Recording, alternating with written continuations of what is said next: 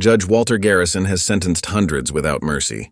But when he frames an innocent black woman, he makes a mistake he'll regret forever. Because she's not just a victim, she's an undercover FBI agent, and she's been watching him for a long time. Now, the judge who once held all the power is about to learn what it feels like to be the one on trial. The question is, how far will she go to bring him down? Before we get into the story, comment below where in the world you are watching from today. The courtroom fell silent as Judge Walter Garrison's steely gaze fixed upon the young black defendant before him. The morning sunlight streaming through the tall windows caught the silver in his hair, making his already imposing figure seem almost celestial from his perch on the bench. His wire-rimmed glasses sat low on his nose as he peered down at the case file. "Mr. Thompson," he began, his voice carrying the weight of 2 decades on the bench, "you stand before this court charged with possession of marijuana, a mere 2 ounces. He paused, letting the tension build. While some might consider this a minor offense, I see it differently. From her seat in the gallery, Maya Caldwell watched intently, her notebook open but untouched in her lap. Her dark eyes missed nothing, not the judge's subtle sneer, not the defendant's trembling hands, not the public defender's resigned slump. 6 months in county jail, Judge Garrison pronounced, bringing down his gavel with unnecessary force. Perhaps this will teach you the value of following the law. The defendant's mother burst into tears in the back of the courtroom. Maya's jaw clenched, but her face remained carefully neutral as she made a mental note. It was the 3rd such harsh sentence she'd witnessed this week, all following the same pattern. Near the courtroom entrance, Ethan Garrison, a fresh-faced law student with his father's strong jaw but softer eyes, shifted uncomfortably. He clutched his textbooks tighter, his knuckles white with tension. Later that evening, the marble halls of the exclusive Riverside Club echoed with laughter and the clink of crystal glasses. Judge Garrison stood among his peers, his bow tie perfectly straight, a glass of scotch in his hand. The private room smelled of expensive cigars and even more expensive cologne. "Walter, that Thompson case today," Judge Reynolds chuckled, his ruddy face glossy with alcohol. "You really showed them how we handle things in this district." "Justice must be served," Walter replied smoothly, taking a measured sip of his drink. "We can't allow our streets to become lawless." A state senator clapped him on the shoulder. "Speaking of justice, that rezoning issue we discussed, I trust you'll give it proper consideration when it crosses your bench next week." "Of course, Senator," Walter said quietly. "I always consider every angle of a case." The meaning behind his words hung heavy in the air. As the evening wore on, a waiter approached with a silver tray. On it lay a single cream-colored envelope addressed to Judge Garrison.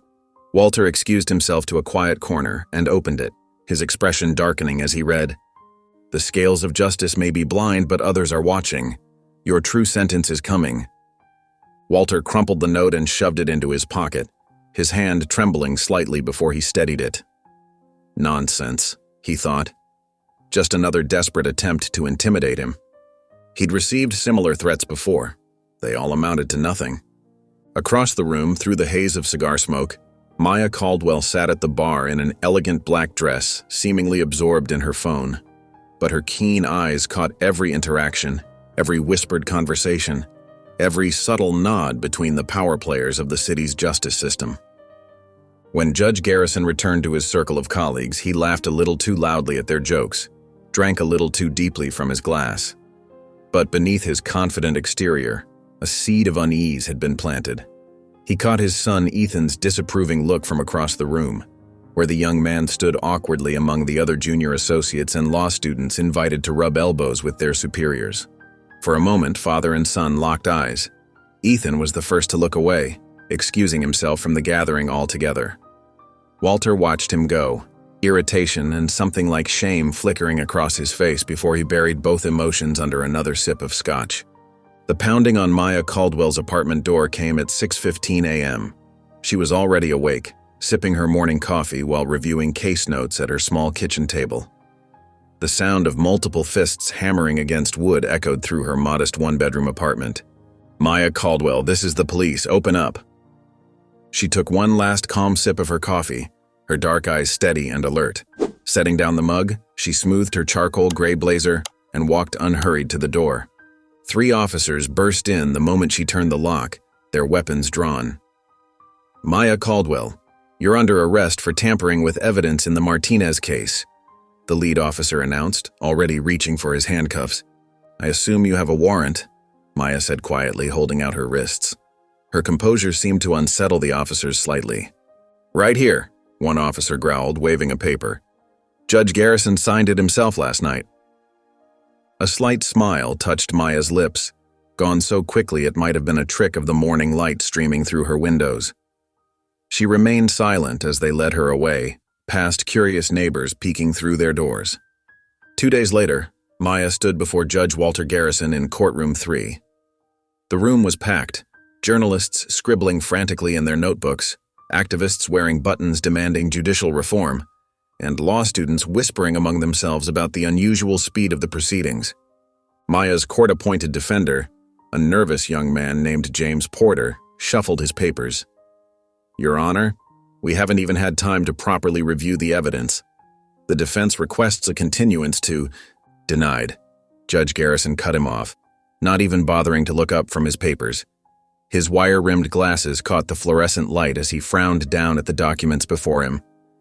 "The evidence of tampering is clear and substantial. But, Your Honor," Porter tried again, his voice cracking slightly, "Ms. Caldwell has an exemplary record. She's never even had a parking ticket. These charges seem—" "Mr. Porter," Garrison interrupted, his voice sharp as a blade. "Your client accessed and altered crucial evidence in the Martinez murder trial. The integrity of our entire justice system is at stake." He turned his cold gaze to Maya. "Do you have anything to say in your defense, Ms. Caldwell?" Maya stood, her posture perfect, her expression serene. The handcuffs at her wrists caught the light. "Only that justice finds its way to everyone eventually, Your Honor. Even those who believe themselves above it." A murmur ran through the courtroom. Judge Garrison's face hardened. "Your contempt for this court is noted, Ms. Caldwell. I sentence you to 18 months in state prison." The gavel came down with a crack that echoed through the suddenly silent room. As 2 deputies moved to lead Maya away, she turned slightly toward the bench. Her eyes locked with Walter's, and a small, knowing smirk played across her lips. "You have no idea what you've done," she whispered, just loud enough for him to hear. Walter felt an icy finger of unease trace down his spine. Something in her eyes, that calm certainty, that hint of triumph, made his hand tighten on his gavel. But he maintained his mask of stern authority, watching as she was led away through the side door. The activists in the gallery erupted in shouts of protest. Journalists rushed for the exits, already calling their editors. Walter's son, Ethan, sitting in the back row, stood up and walked out, shaking his head in disgust. Judge Garrison called for order, his voice booming over the chaos. But Maya's words echoed in his mind, making his confidence waver for just a moment. He thought of the warning note from the club, now crumpled in his office trash bin. As the bailiff cleared the courtroom, Walter straightened his robes, trying to shake off the unsettling feeling that he had just made a terrible mistake. The morning sun had barely crept over the horizon when Walter Garrison's world began to crumble. His phone buzzed insistently on the nightstand, displaying his bank manager's number. Half awake, he answered. "Judge Garrison, I'm sorry to inform you that there's been a federal freeze placed on all your accounts." The manager's voice trembled slightly. "We can't process any transactions until further notice." Walter sat bolt upright, his silk pajamas suddenly feeling cold against his skin. "What? That's impossible. There must be some mistake." "Sir, it's a federal order. There's nothing we can—" The thunderous sound of his front door being breached cut off the rest of the conversation. Heavy footsteps echoed through his mansion's marble foyer. "FBI, search warrant," multiple voices called out. Walter's hands shook as he dropped the phone. Through his bedroom window, he could see dark SUVs lining his circular driveway, their government plates glinting in the early morning light. Agents in tactical gear and suits swarmed into his bedroom, weapons drawn. "Judge Walter Garrison, stay where you are and keep your hands visible." A female agent with close-cropped gray hair approached, holding up her badge. "I'm Special Agent Roberts. We have a warrant to search these premises and seize any evidence related to ongoing federal investigations of judicial corruption." Walter's mind raced to Maya Caldwell's knowing smirk in the courtroom. His stomach turned to ice as agents began methodically going through his closet, his desk, his files, his life. "This is outrageous," he managed, trying to summon his courtroom authority. But his voice wavered, betraying his fear. The morning news blared from his kitchen television as agents escorted him downstairs. The headline scrolling across the bottom of the screen made his knees weak. "Federal investigation uncovers widespread judicial corruption. Multiple judges under scrutiny." His phone rang again. His lawyer, David Chen. "Walter, don't say a word to anyone. I'm on my way. This is bad, really bad." At the courthouse later that morning, Walter found himself treated like a ghost. Colleagues who had laughed at his jokes and slapped his back just yesterday now hurried past with averted eyes. His secretary had called in sick. Even the security guards who had always greeted him warmly now stared straight ahead as if he were invisible. In his chambers, Walter paced, running his hands through his silver hair. The morning papers were spread across his desk, each headline worse than the last. His son Ethan had texted, "Dad, what's going on? Call me." The phone on his desk rang, displaying unknown number. With trembling fingers, he answered. "Hello?" She was never just a defendant. The voice was distorted, unrecognizable. Walter's throat went dry. "Who is this?" "Maya Caldwell." "Did you really think she was just another case number? Just another person to railroad through your courtroom?" The voice laughed softly and hung up. Walter collapsed into his leather chair, loosening his bow tie. The morning's events swirled in his mind. The frozen accounts, the FBI raid, the news reports, and now this call. His eyes fell on the case file still sitting on his desk. State versus Caldwell. David Chen burst through his chamber doors, face flushed and briefcase clutched tight. "Walter, this is a nightmare. The feds have been building this case for months, maybe years."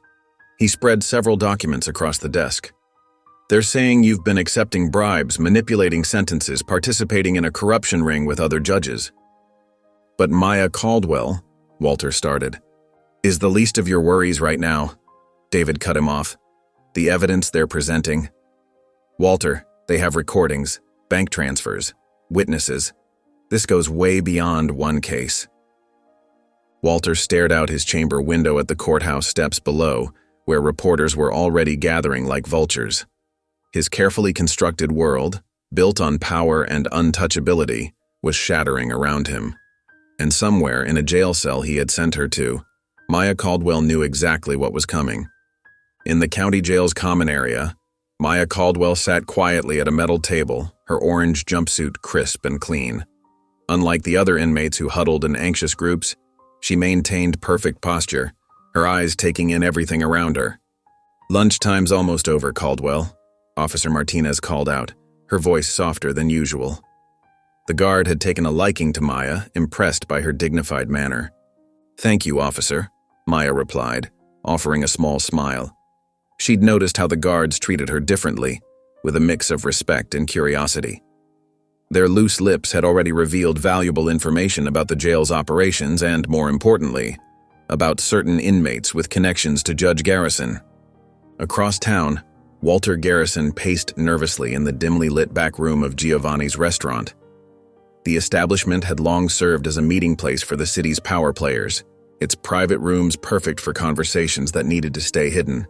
Senator James Harrison, Walter's longtime ally and co-conspirator, sat at the table, his expensive suit jacket draped over his chair. "You really stepped in it this time, Walter," he said, swirling his scotch. "Maya Caldwell isn't some random public defender you can brush aside. She's FBI." Walter stopped pacing, his face draining of color. "FBI?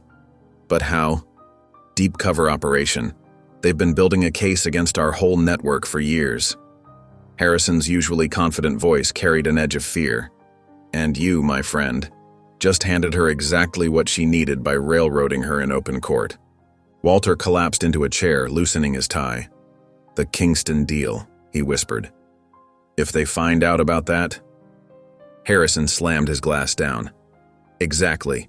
One hint about those offshore accounts, about what really happened to those development funds, and we're all finished. He leaned forward, his voice dropping to a harsh whisper. Fix this, Walter, now. I'll have her transferred, Walter said quickly, desperation creeping into his voice. Maximum security, solitary confinement. I still have enough pull. You better, Harrison cut him off. Because if this unravels, you're not the only one going down. And I promise you, I won't go quietly. Back at the jail, Maya was writing in a small notebook when Officer Martinez approached again. Caldwell, pack your things. Transfer orders just came through. Maya looked up, her expression revealing nothing. Where to?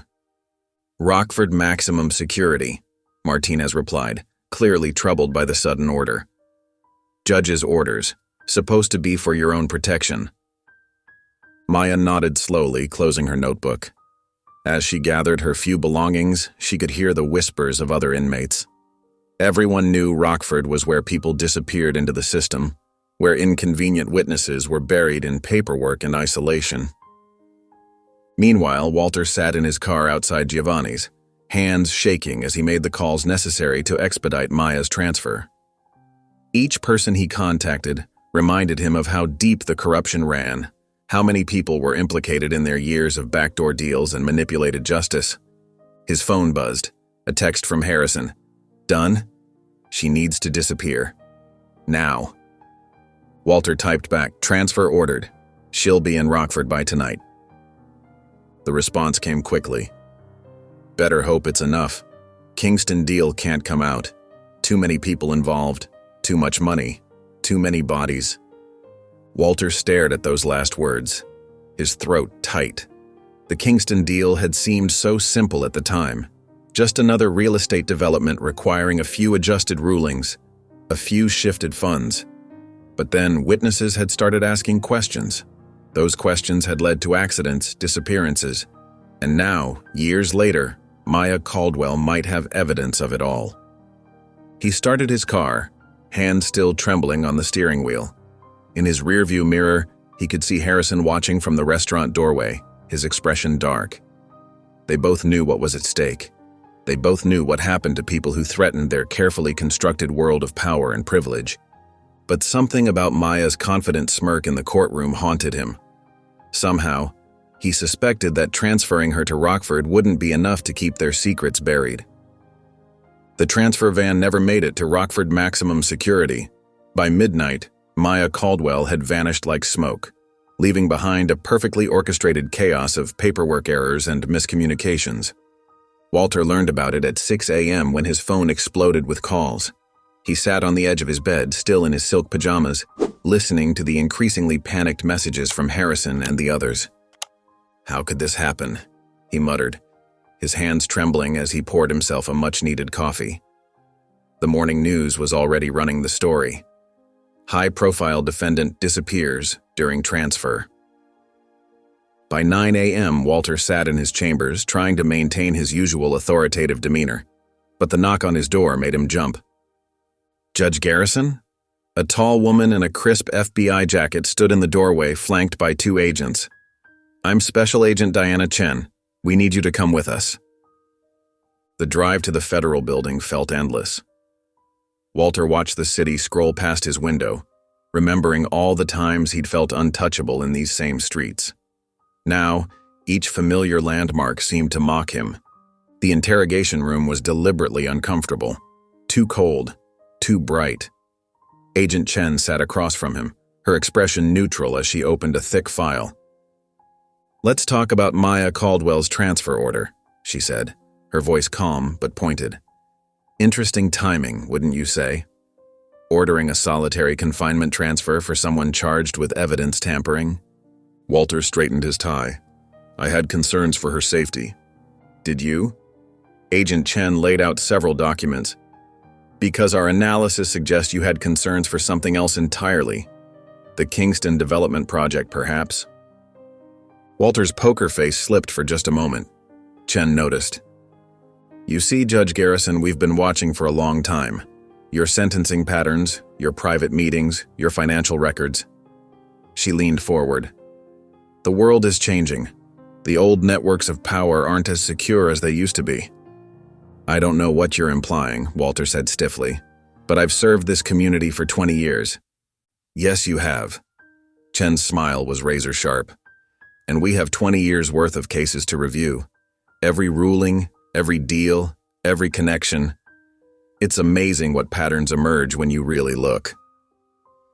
The interview lasted 3 hours. Walter answered every question with practiced precision, but he could feel the ground shifting beneath his feet. Chen never directly accused him of anything, but her questions painted a damning picture. When they finally let him go, Walter practically ran to his car in the parking garage. His hands were shaking so badly he dropped his keys twice. That's when he saw it, a plain white envelope on his driver's seat. His heart pounding, Walter looked around the empty garage before opening it. Inside was a single typed line.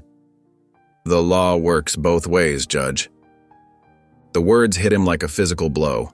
All these years he'd wielded the law like a weapon, bending it to serve his purposes. Now, for the first time, he felt its weight turning against him. His phone buzzed. Harrison again. Walter ignored it. Instead, he sat in his car, staring at that simple message.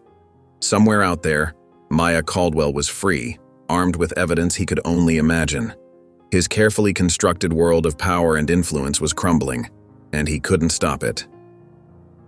The security camera in the corner of the garage blinked its red light steadily, watching.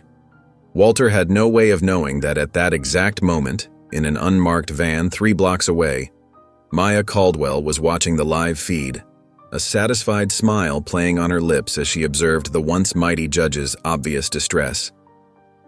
"Phase 1 complete," she said quietly to someone beside her in the shadows.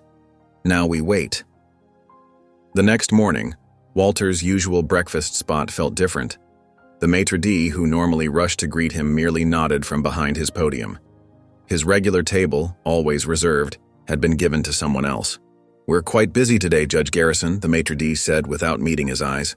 "Perhaps a spot at the counter?" Harrison, his oldest ally on the bench, was already seated at his usual corner table, but quickly became engrossed in his newspaper when Walter walked past. The message was clear. He was becoming toxic. His phone had been unusually quiet. The usual stream of messages from colleagues, lawyers, and politicians had dried up overnight. Even his secretary had called in sick. When he arrived at his chambers, Ethan was waiting. His son's presence was unexpected. They hadn't spoken in weeks. Ethan stood by the window, his posture tense, holding a tablet. "Dad," Ethan said, his voice tight with barely controlled emotion. "We need to talk." Walter hung up his coat, trying to maintain his air of authority. "I'm quite busy today, son. Perhaps we could—" "No." Ethan's voice was firm. "We're doing this now." He turned to face his father, his eyes hard. "I've been hearing things, disturbing things, about selective sentencing, about deals being made behind closed doors." Walter's jaw tightened. "You shouldn't listen to rumors, Ethan. I taught you better than that." "Did you?" Ethan stepped closer. "Because you also taught me about judicial integrity, about equal justice under the law. Was that just for show?" "You don't understand the complexities." "I understand perfectly," Ethan cut in. "I understand that you've been handing down harsher sentences to minorities while giving lighter ones to your friends' kids. I understand that the Kingston Development Project mysteriously got approved after several private meetings." Walter felt his control slipping. "You're my son, you're supposed to—" "What? Support you blindly? Cover for you?" Ethan's voice cracked with emotion. "I became a lawyer because of you, Dad. Because I believed in what you said about justice. Was it all a lie?" Before Walter could respond, Ethan's tablet chimed. His son's face went pale as he looked at the screen. "Oh God," Ethan whispered. "It's worse than I thought." Walter's phone started buzzing incessantly. Messages flooded in from numbers he didn't recognize. His hands shaking slightly, he opened the first link. The video was grainy but clear enough. It showed him in the private room at Morton's Steakhouse 6 months ago. He remembered the meeting. Harrison, Judge Conway, and the Kingston developers had been there. "Don't worry about the zoning appeals," his own voice said from the screen. "I'll make sure they're assigned to friendly courts. We've done this before. It's just about spreading the cases around, making it look natural." The video continued, showing him discussing specific cases, specific judges, specific payments disguised as campaign contributions. Everything he'd worked so carefully to hide, exposed in 15 devastating minutes. "This can't be happening," he muttered, his hands trembling so badly he nearly dropped the phone. He looked up at his son, seeking support, alliance, anything. But Ethan's face showed only disappointment and disgust. The video had been uploaded anonymously, but Walter knew. This had Maya Caldwell's fingerprints all over it. She hadn't just been gathering evidence. She'd been building an airtight case, piece by piece.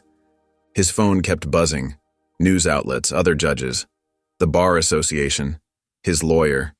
But Walter could only stare at the screen, watching his carefully constructed world crumble in real time. "I thought you were better than this," Ethan said quietly, walking toward the door. "I guess I was wrong." He paused in the doorway. "You know what the worst part is?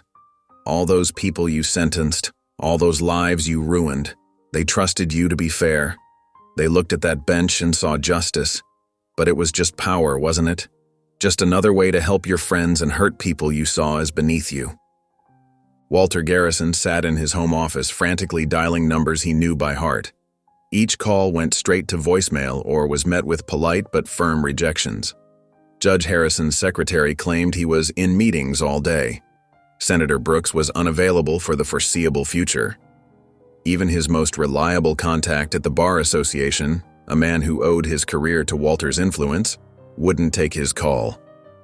The television droned in the background, its familiar voices now turned hostile.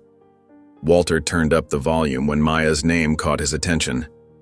In a shocking development, the anchor announced, her expression grave. Maya Caldwell, the defendant in what's now being called the Garrison scandal, has reportedly escaped custody during a routine transfer. Sources suggest this may have been orchestrated to protect her role as an undercover operative. Walter's coffee cup slipped from his trembling fingers, spilling across his desk. The news coverage continued relentlessly. "Social media is ablaze with conspiracy theories," a media analyst explained. "People are questioning every case Judge Garrison has presided over in the past decade. The hashtag Garrison Justice is trending, with thousands sharing stories of what they claim were unfair sentences." The screen split to show protesters gathering outside the courthouse, their signs demanding justice reform. Walter recognized faces in the crowd, families of people he'd sentenced, activists he'd dismissed, journalists he'd barred from his courtroom. His private investigator, Frank Morris, arrived looking uncomfortable in his rumpled suit. "It's not good, Judge," he said, dropping a thick folder on the desk. "They've got paper trails, recordings, witness statements. Your old friends are cutting deals left and right." "They can't prove anything," Walter insisted, but his voice lacked its usual authority. Frank continued, "The FBI has already interviewed your secretary. They've subpoenaed your financial records going back 15 years. This isn't going away." As if on cue, Walter's doorbell rang. A stone-faced federal agent stood on his doorstep holding an official envelope. "Judge Walter Garrison?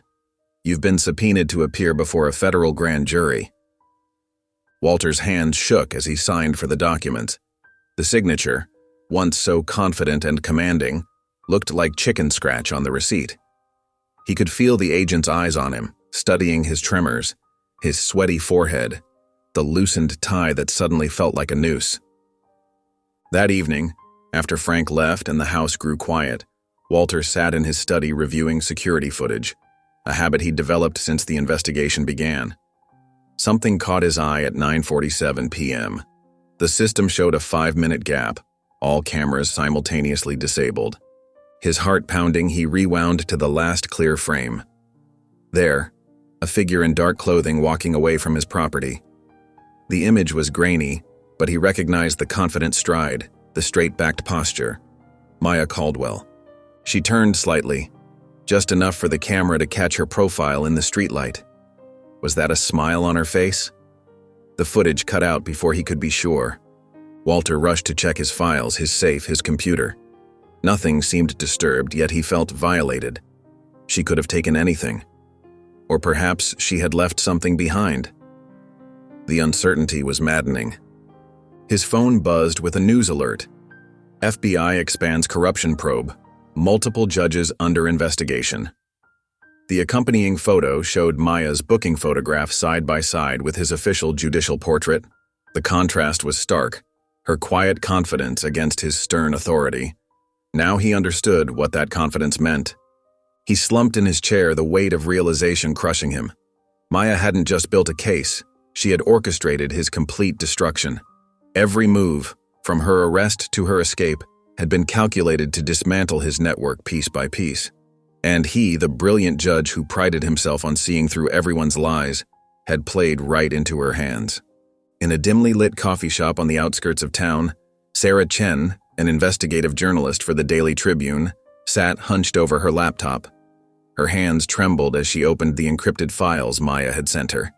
Each document revealed another layer of Judge Walter Garrison's corrupt empire, detailed records of bribes, transcripts of backroom deals, and most damning of all, a pattern of harsh sentences targeting minority defendants.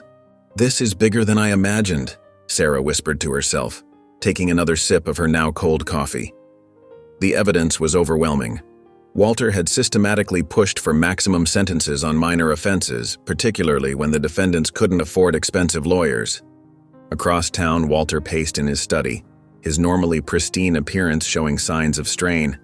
His tie hung loose, and dark circles shadowed his eyes. The sound of the front door opening made him freeze. "Dad?" Ethan's voice echoed through the house. Walter straightened his tie, trying to compose himself. "In here, son." Ethan entered the study, his face tight with tension.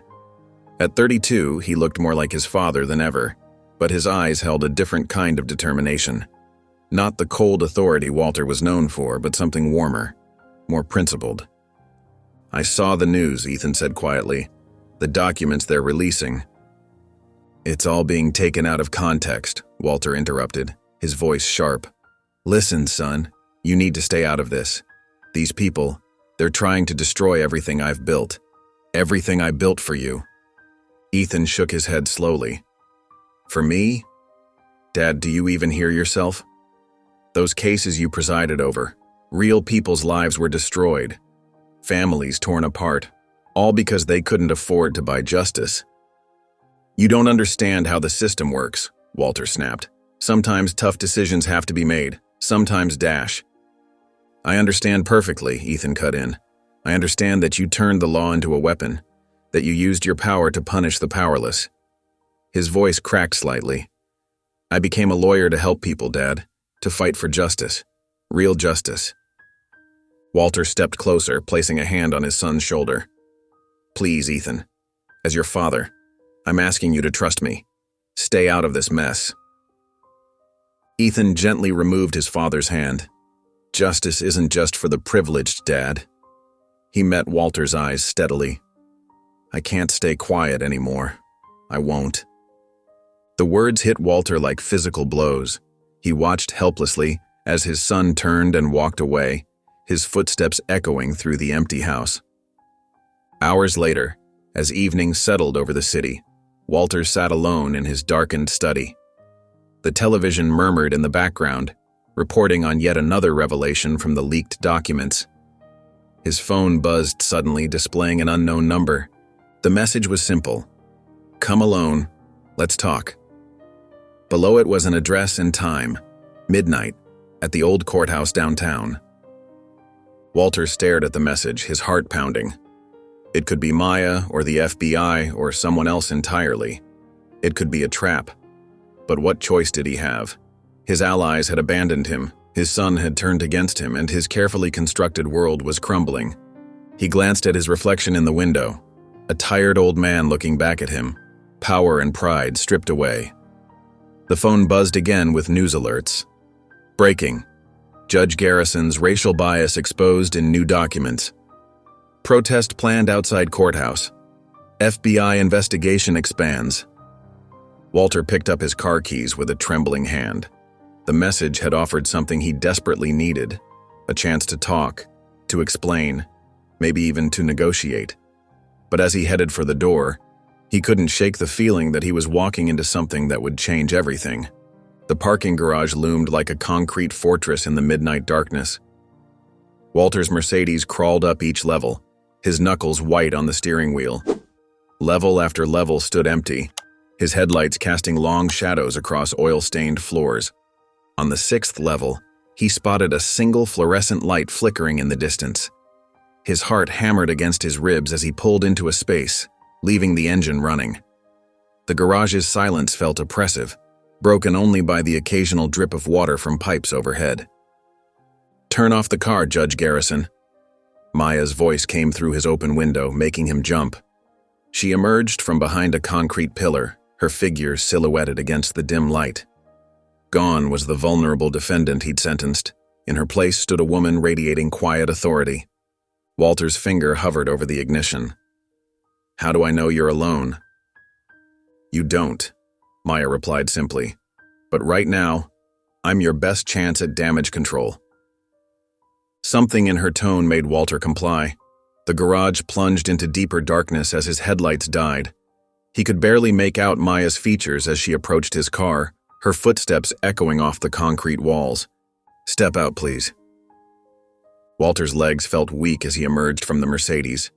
Up close, Maya's expression was unreadable, her eyes steady and calculating. She held up a small recording device. "I thought you might want to hear something interesting," she said, pressing play. Walter's own voice filled the garage. "The Thompson case? Easy. We'll push it through next week. The usual arrangement. Maximum sentence, no chance of appeal. Our friends at the private prison group will be pleased." Cold sweat trickled down Walter's back. He remembered that conversation. A private meeting in his chambers with another judge, both of them certain they were alone. "Tell me, Judge." Maya's voice was soft but cutting. "Did you ever think the truth would find you?" "That recording is clearly doctored," Walter said, trying to sound authoritative despite his trembling hands. Anyone could piece together fragments of conversation to— "Please," Maya cut him off. "Don't insult both our intelligence. We have dozens of recordings like this. Photos, bank records, witness statements." She took a step closer. "But you know what's most interesting? The source of some of our best evidence." Walter's throat went dry. "What are you talking about?" "This isn't just about me," Maya said, her eyes never leaving his face. "Someone closer to you is helping us. Someone who's watched your corruption firsthand. Someone who finally decided enough was enough." Walter's mind raced through possibilities. His clerk, his security detail, his— No, it couldn't be. "You're bluffing," he managed, but his voice cracked. Maya smiled, but there was no warmth in it. "Am I? Think about it, Judge. Think about who has access to your private files. Who knows your schedule, your contacts, your secrets?" She paused, letting the implications sink in. "Who has a strong moral compass and a deep understanding of justice?" Walter felt the blood drain from his face as realization dawned. The questions from his son, the recent distance, the subtle changes in behavior. It all suddenly made terrible sense. "No," he whispered. "Ethan wouldn't." "Wouldn't what?" Maya's voice hardened. "Wouldn't stand up against injustice? Wouldn't choose right over wrong? Wouldn't put the law above family loyalty?" She shook her head slowly. "You taught him well, Judge Garrison. Just not in the way you intended." Walter sagged against his car, the weight of betrayal crushing his chest. The parking garage seemed to spin around him as Maya's words echoed in his head. His own son, working against him, helping to dismantle everything he'd built. "The truth always finds its way out," Maya said, her voice now almost gentle. "The only question is, how much more damage are you willing to do before you face it?" The morning news hit Walter like a sledgehammer. Judge Peterson, arrested. Commissioner Barnes, in custody. District Attorney Morgan, led away in handcuffs. One by one, his protective circle crumbled. Walter's hands shook as he poured his third cup of coffee, spilling dark drops on his pristine kitchen counter. The TV droned on, showing familiar faces being escorted into police vehicles. These were people he'd shared drinks with, made deals with, trusted with his darkest secrets. His phone buzzed, a text from his lawyer. "Turn on Channel 7. Walter fumbled with the remote, nearly dropping it. The screen changed to show a press conference outside the courthouse. His blood ran cold as he recognized the figures standing at the podium. FBI Special Agent Harrison, and beside him, looking composed and professional, was Ethan. "We're pleased to announce that Ethan Garrison has officially joined our legal team," Agent Harrison announced. "His expertise in constitutional law and his commitment to justice make him an invaluable asset to this investigation." The coffee mug slipped from Walter's grip, shattering on the floor. He barely noticed the hot liquid soaking into his expensive loafers. His own son, not just cooperating with the investigation, but actively participating in it. That ungrateful little... Walter's voice shook with rage. He grabbed his keys, his mind clouded with fury as he drove to Ethan's apartment. The door opened before he could pound on it a second time. Ethan stood there, still in his suit from the press conference. "How dare you?" Walter's voice was a low growl. "After everything I've done for you?" "You mean after everything you've done to others?" Ethan's calm tone only fueled Walter's anger. "I saw the evidence, Dad. All of it. Professor Martinez helped me understand what I was looking at, but I knew long before that something was wrong." "Professor Martinez?" Walter spat the name. "That bleeding heart from your law school?" "She taught me what real justice looks like," Ethan said firmly. "Not the twisted version you've been selling." Walter raised his finger to point at his son, but before he could speak, his phone buzzed again. Multiple notifications. His heart sank as he read the messages flooding in. A new video had surfaced online. The timestamp showed 3 months ago. Walter in his chambers, accepting an envelope from a well-known developer. The conversation was crystal clear. "This ensures the zoning change goes through? Consider it done." While Walter stood frozen, staring at his phone, dark SUVs pulled up outside Ethan's building. FBI agents emerged, led by Agent Harrison. "Judge Walter Garrison," Harrison called out. "We have a warrant to search your office and chambers." Ethan stepped aside as the agents approached. "It's over, Dad," he said softly. "Do the right thing." The next few hours passed in a blur. Walter watched helplessly as agents boxed up his files, copied his hard drives, photographed every inch of his office. His secretary cried as she was interviewed. His clerks avoided his gaze. By afternoon, the chief judge called him in. The message was clear: retire now, maintain some dignity, or face public humiliation and worse charges. "Effective immediately," Walter mumbled, signing the retirement papers with trembling fingers. 30 years on the bench ended with a single signature. As he packed up his personal items supervised by FBI agents, Walter caught his reflection in his office window. The powerful, feared judge was gone. In his place stood an old man, shoulders slumped, face ashen. Agent Harrison appeared in the doorway. "We'll need you to come in for questioning tomorrow morning." Walter nodded numbly. As he turned to leave, he spotted Ethan down the hallway, deep in conversation with a woman he recognized as Professor Martinez. His son looked up, meeting his father's eyes for a moment. There was no satisfaction in Ethan's expression, only a deep, unmistakable sadness. Walter walked out of the courthouse for the last time, not as a judge, but as a man facing the consequences of his actions. The weight of his choices pressed down on him like the heavy box of belongings in his arms. Walter sat in a dimly lit corner booth at Marino's, an old Italian restaurant where he'd made countless deals over the years. His hands fidgeted with a cloth napkin as he waited for Richard Collins, his oldest friend and most trusted ally in the legal community. The restaurant was nearly empty at this late hour. Soft Italian music played overhead, mixing with the clink of dishes from the kitchen. Walter checked his watch again. Richard was 10 minutes late, which wasn't like him at all. Finally, the restaurant's door chimed. Richard walked in, his silver hair neatly combed, wearing an expensive suit that seemed a size too big for his frame. Something about his expression made Walter uneasy. "Walter," Richard said, sliding into the booth. His voice was different somehow, tighter, more formal than usual. "Thanks for meeting me." "Richard, I need your help," Walter said, leaning forward. "You're the only one I can trust now. Everyone else has abandoned ship." Richard nodded slowly, adjusting his tie. "Tell me what you're thinking." "I've got funds stored away," Walter whispered, his eyes darting around the restaurant. "Offshore accounts that can't be traced. If you can help me get out of the country, there's $500,000 in it for you." Richard's hand twitched slightly as he reached for his water glass. "That's quite an offer, Walter." "I can't face this," Walter continued, his voice cracking. "The FBI, the media, my own son, they're all closing in. I need an exit strategy." Richard shifted in his seat, and something about the movement caught Walter's attention. A slight bulge under Richard's jacket, near his chest.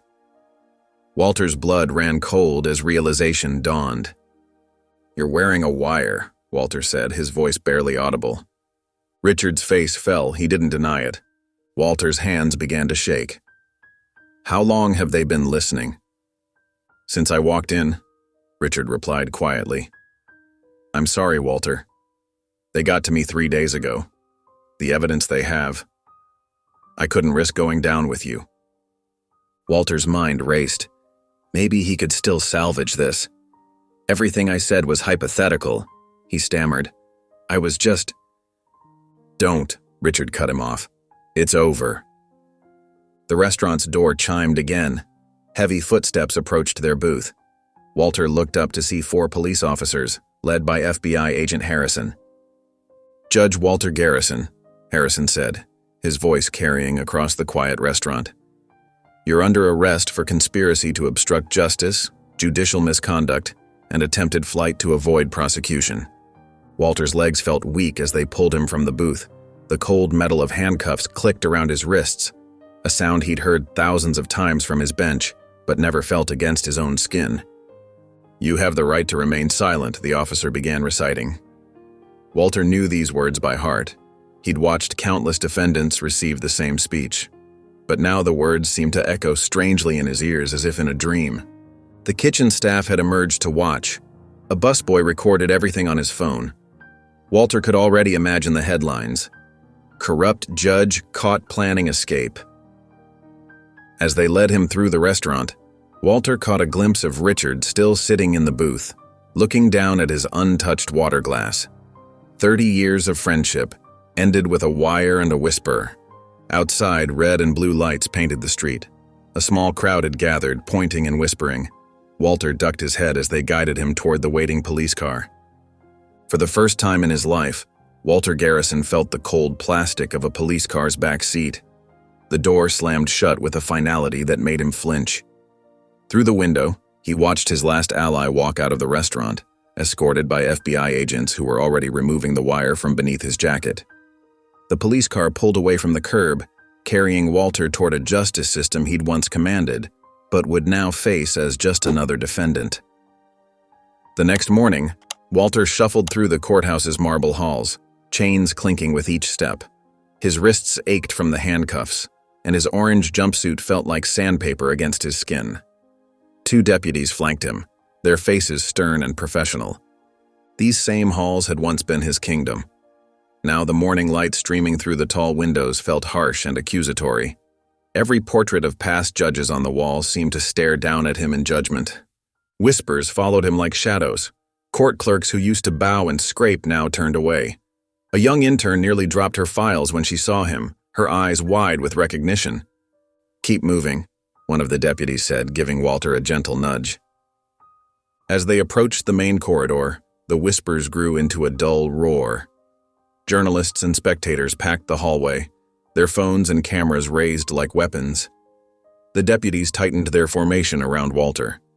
"Judge Garrison, how does it feel to be on this side of the law? Will you plead guilty? What about all the lives you've ruined?"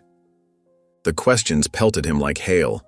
Walter kept his head down but couldn't help scanning the crowd. That's when he saw her. Maya Caldwell stood near the back, her arms crossed, watching him with an expression that revealed nothing. She wore a crisp FBI jacket now, her badge visible at her hip. Their eyes met for a brief moment. Walter quickly looked away, his face burning with shame.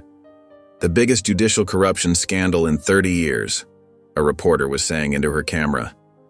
Judge Walter Garrison, once considered untouchable, now faces multiple federal charges. The walk to the holding cells felt endless. Each step reminded Walter of how many times he'd watched defendants make this same journey. How many times had he sat on his bench, looking down at them with cold disdain. Finally, they reached the holding area.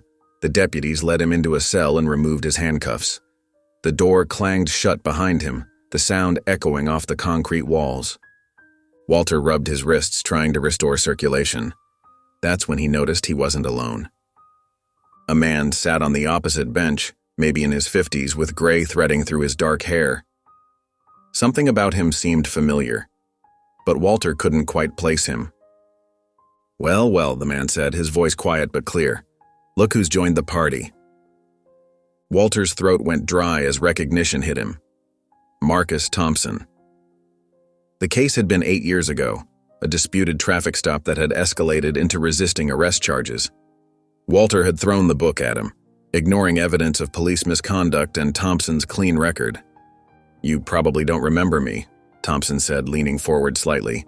"I was just another case number to you. 3 years of my life gone because you needed to teach someone a lesson." Walter sank onto the opposite bench, his legs suddenly weak. "Mr. Thompson, I dash." "Save it," Thompson cut him off. "I'm not here for your apologies. I'm here for a parole violation, one that'll probably get dismissed." He smiled, but there was no warmth in it. "I just wanted to see this moment for myself." Walter stared at the floor, unable to meet Thompson's gaze. The concrete seemed to swim before his eyes. "Justice works both ways, huh, Judge?" Thompson said, his voice carrying just a hint of satisfaction. The words hit Walter like a physical blow. He thought of all the times he'd lectured defendants about justice and consequences, all while bending the law to serve his own interests. Now here he sat, in the same cold cell where those defendants had waited for his judgment. Thompson's smirk said everything that words couldn't. The mighty had fallen, and the scales of justice had finally found their balance. The fluorescent lights buzzed overhead in the stark interrogation room. Walter Garrison sat rigid in his metal chair, his jaw set in stubborn silence. His expensive suit, now wrinkled from hours in custody, seemed out of place against the room's cold gray walls. "Mr. Garrison, please," his defense attorney Richard Blake pleaded in a hushed tone. "They have substantial evidence. If we don't cooperate now, the prosecution will show no mercy." Walter's eyes remained fixed on the empty table before him. His hands, usually steady and commanding when wielding his gavel, trembled slightly as they rested in his lap. Behind the one-way mirror, Maya Caldwell stood with her arms crossed, watching the scene unfold. FBI Special Agent Thompson stood beside her, flipping through a thick file of evidence. "He's not going to break easily," Thompson muttered. "Old habits die hard." Maya's lips curved into a knowing smile. "Let him sit with his own silence," she whispered. "He's sentenced enough people to know what comes next." In the interrogation room, Blake spread several documents across the table. "They have witnesses, recorded conversations, bank records." His voice grew more desperate.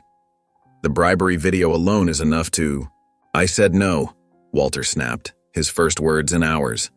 His voice cracked from disuse. A soft knock at the door made both men turn. An officer poked his head in. "Judge Garrison? Your son is here to see you."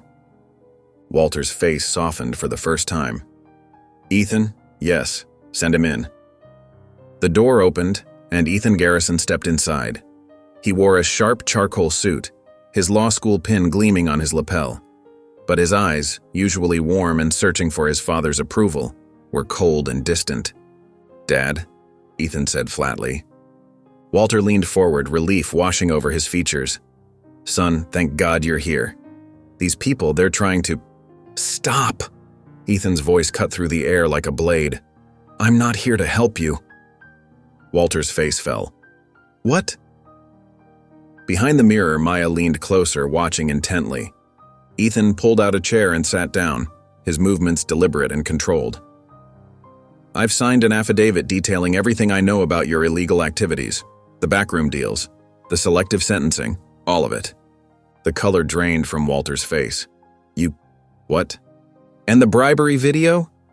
Ethan continued, his voice growing harder. I'm the one who leaked it to the media. Walter's hands gripped the edge of the table, his knuckles turning white. You? My own son? Yes. Ethan's eyes bore into his father's. Because someone had to stop you. Someone had to show that justice matters more than power. Walter slumped back in his chair, the betrayal crushing him more visibly than any evidence the FBI had presented. How could you do this to me? He whispered. How could you do this to everyone else? Ethan shot back. How many lives did you ruin while preaching about justice? How many families did you tear apart because you thought you were above the law? Behind the mirror, Maya watched a single tear roll down Walter's cheek. The mighty judge, finally broken not by evidence or threats, but by the truth spoken by his own son.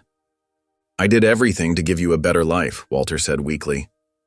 No, Ethan replied, standing up. You did everything to give yourself more power, and now you'll face the same justice system you corrupted. He turned to leave, then paused at the door.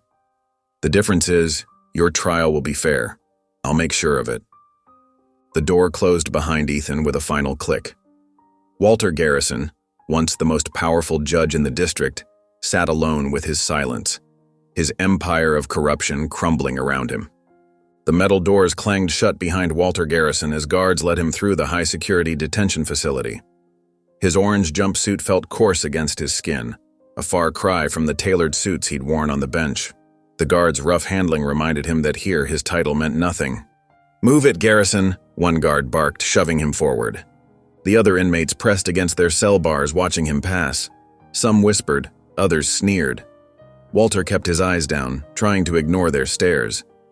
He'd walked these same halls countless times during facility inspections, but never like this. Never as one of them. In her office across town, Maya Caldwell spread case files across her desk, building an airtight case against the former judge. But something nagged at her. The look in Walter's eyes when Ethan revealed his betrayal. It wasn't the anger of a corrupt man exposed. It was the raw pain of a father losing his son.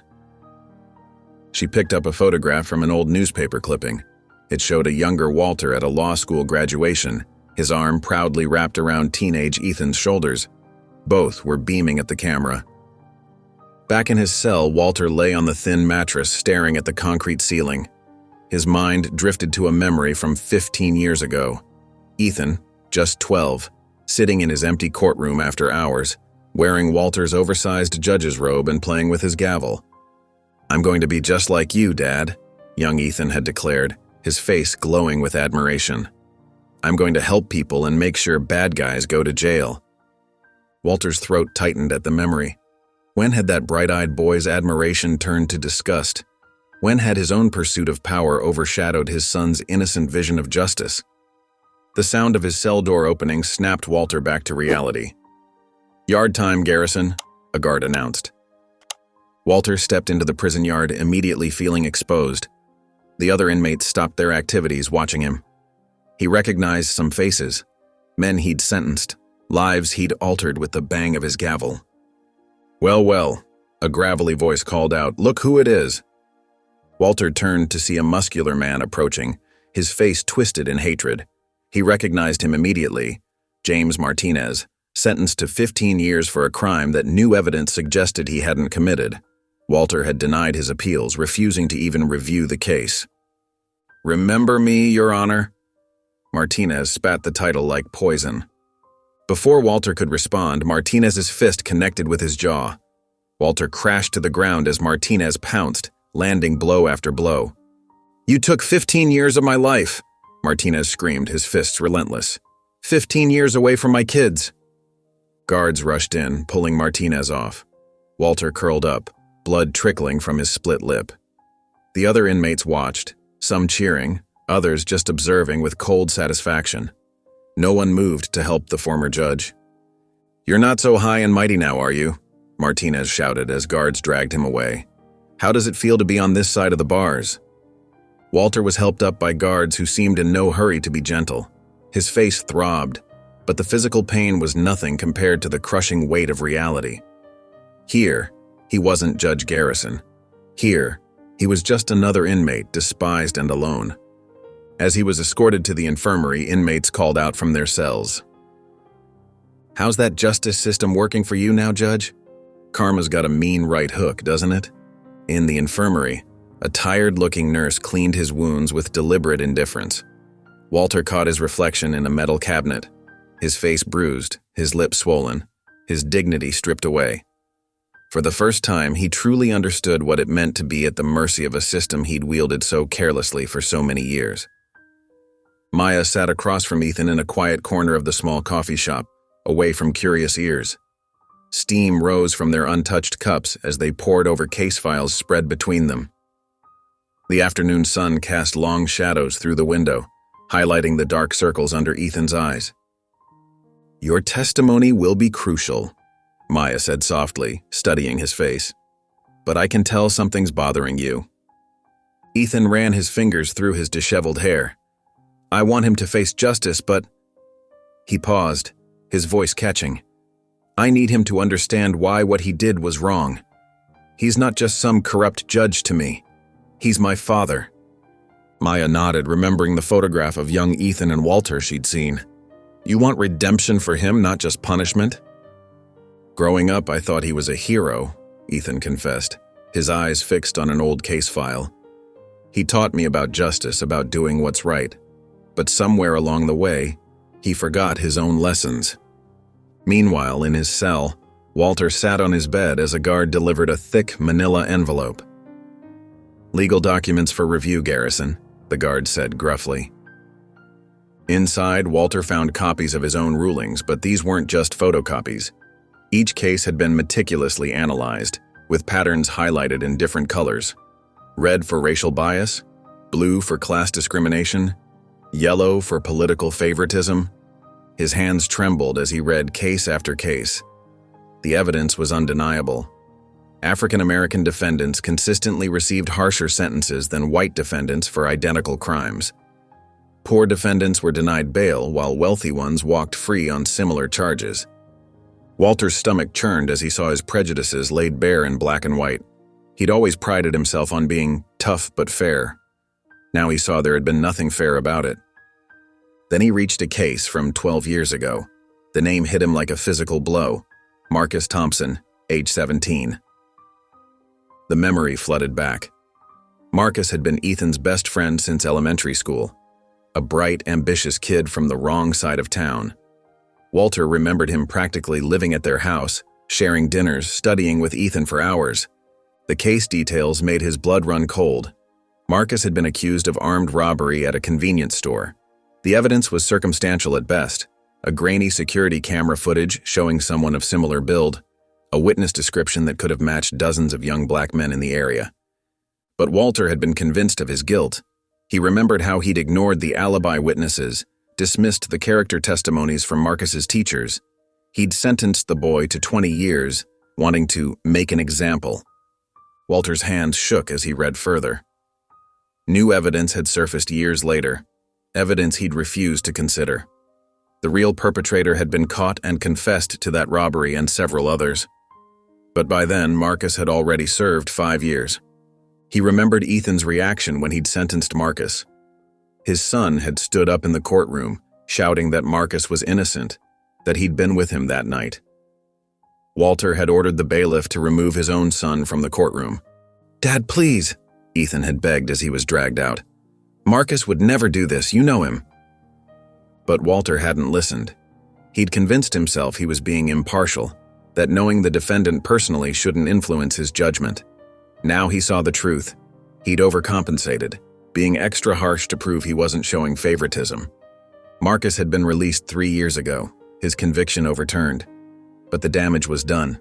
The bright, ambitious teenager was now a broken man, his dreams of college and a career in medicine shattered by years behind bars. Walter slumped against the cell wall, the documents scattered around him. He'd destroyed not just Marcus's life, but his own son's faith in justice. Ethan had never looked at him the same way after that trial. Now he understood why. Walter paced in his cell, his prison jumpsuit a constant reminder of his fall from grace. The metal bed creaked as he sat down heavily, his head in his hands. Every night, faces haunted his dreams. Defendants he'd sentenced too harshly, lives he'd carelessly destroyed with the bang of his gavel.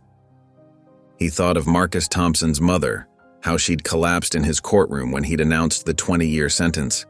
At the time, he'd seen her grief as theatrical, manipulative.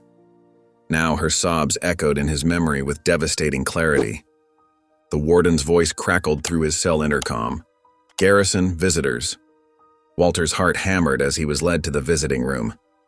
Through the reinforced glass, he saw Maya and Ethan waiting. His son's face was drawn, tired. Maya sat beside him, her posture perfect as always. But something had changed in her expression. There was no triumph there, no satisfaction at seeing him behind bars. "Dad," Ethan said into the phone receiver, his voice steady but strained. "We need to talk." Walter nodded, unable to meet his son's eyes. The fluorescent lights buzzed overhead, making everything feel harsh and exposed. "I've been going through your old cases," Ethan continued. "All of them. The patterns. They're impossible to ignore." His voice cracked slightly. African-American defendants received sentences averaging 15 years longer than white defendants for the same crimes. Low-income defendants were denied bail at 8 times the rate of wealthy ones. Walter's shoulders slumped. The numbers felt like physical blows. "But you know what hurts the most?" Ethan leaned forward, his knuckles white around the phone. "I spent my entire childhood listening to you talk about justice, about fairness, about the sacred duty of upholding the law." Tears welled in his eyes. "I spent my life believing in justice because of you. Now I see you never believed in it yourself." The words hit Walter like a punch to the gut. He remembered bedtime stories about great judicial decisions, teaching young Ethan about the Constitution, watching proudly as his son entered law school. All of it built on lies. "I wanted power," Walter whispered, the truth finally breaking free. "I told myself I was serving justice, but I was serving myself, my prejudices, my ego." His voice shook. "I didn't just fail the people I sentenced, I failed you, son." Tears rolled down his cheeks unchecked. For the first time in decades, Walter Garrison didn't care about appearing strong or maintaining control. His carefully constructed walls crumbled completely. "What do I do now?" he whispered, more to himself than to his visitors. The question hung in the air, heavy with decades of wrongdoing. Maya, who had been silent until now, leaned forward. Walter expected to see hatred in her eyes, or at least the cold satisfaction of victory. Instead, her expression held something unexpected. Not forgiveness exactly, but a quiet understanding. "You face it," she said simply. "Every wrong decision. Every life you've impacted. Every bias you've acted on." She placed her hand against the glass. "You face it all, and you help us make it right." The warden appeared at the door, signaling the end of visiting hours. As Ethan stood to leave, he placed his hand against the glass, matching his father's trembling palm on the other side. "I don't know if I can ever forgive you," Ethan said softly, "but I want to see you try to make amends. Really try." Walter nodded, tears still streaming down his face. For the first time in his life, he felt the true weight of justice, not as a weapon to wield, but as a responsibility to bear. The courtroom fell silent as Walter Garrison entered, his handcuffs clinking with each step. Gone was his judge's robe, replaced by a plain gray suit that seemed to hang loosely on his frame. The same wooden benches, the same morning light filtering through tall windows, but everything felt different from this side of the justice system. Maya Caldwell sat at the prosecutor's table, her dark hair pulled back severely, case files arranged precisely before her. She didn't look at Walter as he shuffled to the defense table, but her shoulders tensed slightly at his presence. Judge Rebecca Martinez, brought in from another district to ensure impartiality, called the court to order. The sound of the gavel made Walter flinch, a detail that didn't escape the packed gallery's notice. "The people versus Walter Garrison," Judge Martinez announced, her voice clear and firm. "Charges include judicial misconduct, accepting bribes, conspiracy to obstruct justice, and violation of civil rights under color of law." The parade of witnesses began. First came Harold Chen, a court clerk who testified about suspicious patterns in case assignments. His voice shook as he described how Walter had manipulated the system to hear specific cases, ones where certain interested parties had paid handsomely for favorable outcomes. "Judge Garrison would always request these cases personally," Chen explained, pointing to a detailed spreadsheet. Over 15 years, he heard 127 cases involving defendants connected to the Reynolds Construction Group. Every single one resulted in dismissal or minimal sentences. Next came Maria Santos, a former legal secretary who had worked in Walter's chambers. She described envelopes of cash, late-night meetings, and shredded documents. Her testimony was devastating in its detail. He would say, "The law works differently for different people," Santos recalled, her eyes never leaving Walter's face. He thought it was funny. As witness after witness took the stand, Walter sat motionless, his face growing paler. The evidence mounted: offshore accounts, recorded conversations, surveillance photos of meetings with known criminals. Maya presented each piece methodically, building an airtight case of corruption spanning decades. Then came the victims, people whose lives had been destroyed by Walter's biased rulings.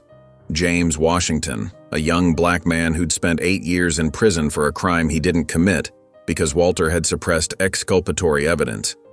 Sarah Miller, who'd lost custody of her children because she couldn't afford to bribe the judge. Marcus Thompson's mother, still wearing the same cross necklace she'd worn the day Walter sentenced her son to 20 years.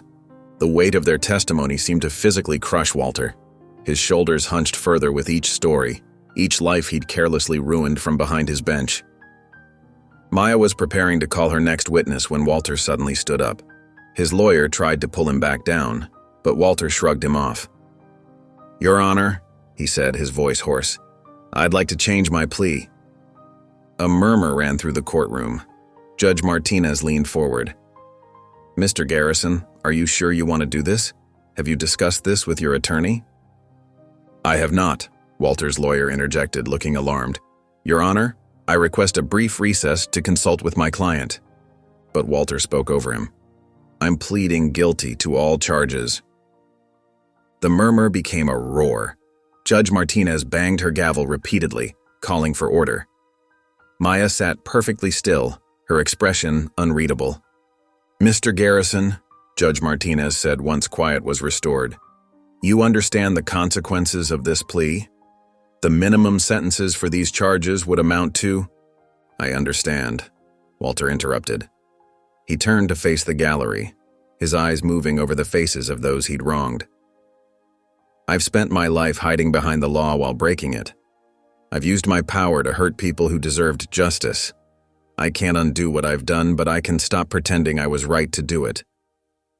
The courtroom remained absolutely silent as Walter turned back to Judge Martinez. "I'm guilty," he said simply, "of everything." The sentencing hearing began on a cold Monday morning. The courtroom was packed, but quieter than usual, as if everyone sensed the weight of the moment. Walter Garrison stood before Judge Martinez, his hands clasped tightly in front of him. Ethan sat in the front row, his tie slightly loosened, dark circles under his eyes suggesting sleepless nights. He watched his father's back, remembering summer afternoons when that same back had seemed so straight and strong as Walter taught him to fish. Now it was hunched, defeated. Judge Martinez cleared her throat. "Mr. Garrison, before I pronounce sentence, do you have anything you wish to say to this court?" Walter nodded slowly. "Your Honor, I've had time to think in my cell. Every night I see their faces, the people whose lives I damaged or destroyed. I used to tell myself I was upholding the law, but I was really just serving myself." His voice cracked slightly. "I forgot what justice meant. My son had to remind me." Ethan's jaw tightened and he blinked rapidly, fighting back tears. Maya, sitting at the prosecutor's table, glanced at him with quiet understanding.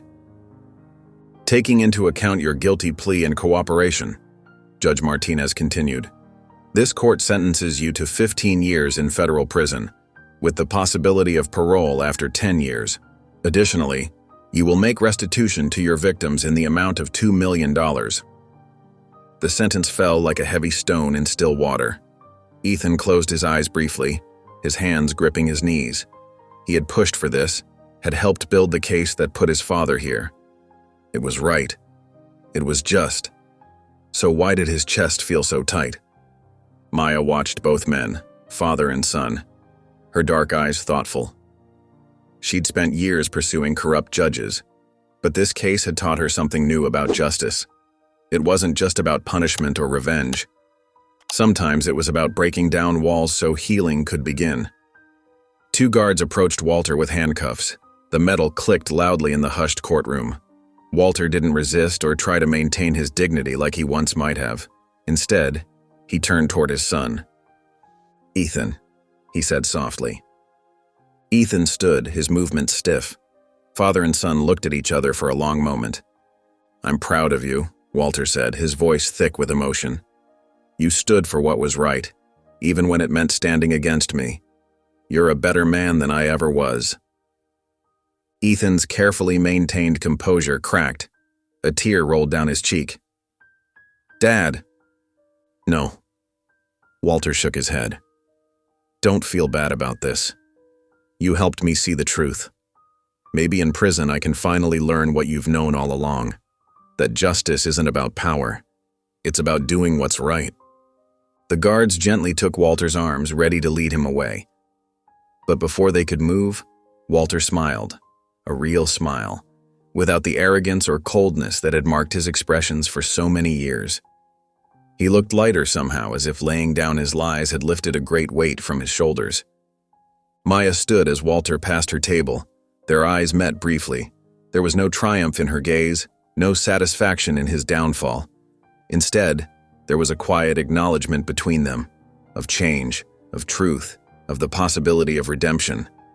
As the guards escorted Walter toward the door, his steps were steady. He didn't look back again, but walked forward with his head held neither high nor low, just straight ahead, like a man who had finally found his true path, even if it led through prison gates. Ethan watched until his father disappeared through the heavy wooden doors. Maya approached him quietly, placing a gentle hand on his shoulder. They stood together in silence, understanding that justice, real justice, was never simple, but it was always necessary. The prison routine ground Walter Garrison down like a slow but relentless wheel. Wake up at 6 a.m., breakfast at 6:30, work detail at 8. Every minute of his day controlled by others, marked by harsh buzzers and barked orders.